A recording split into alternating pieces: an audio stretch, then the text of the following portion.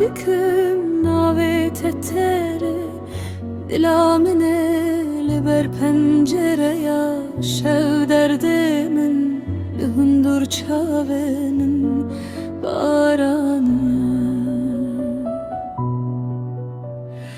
Dilê min xemgîn, serê min xem, her navê te dibêjim bidem bidem li ser dîwarên kevnar nivîsiyam tuyî rojê min şevê min jî.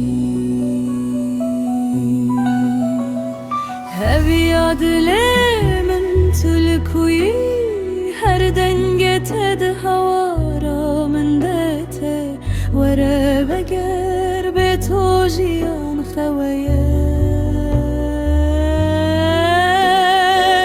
Li ber te disem, li ber te dijîm, heviya dilê min tu li kuyî.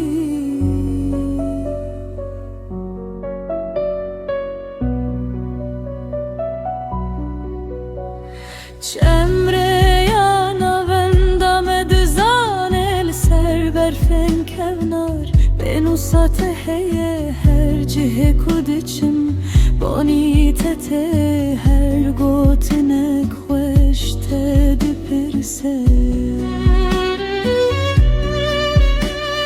Heviya dilê min tu li kuyî, her dengê te di hewara min de te were veger bê to jiyan xeweye. Li ber te disem, li ber te dijîm, heviya dilê min tu li kuyî.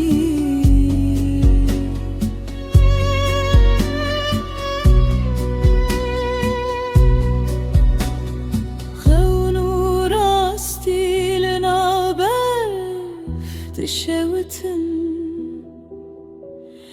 navê te germ e cihan sare.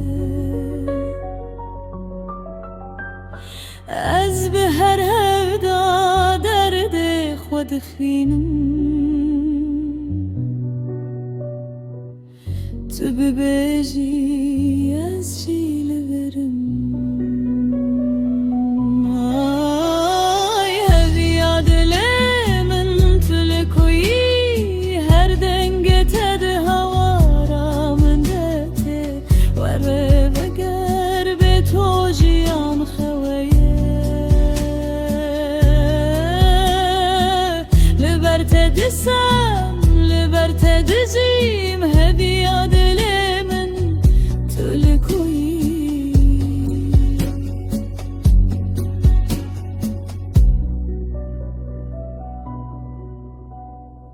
Ez li ser hêviya te xew dikim, heta roja ku çavên te bibînim.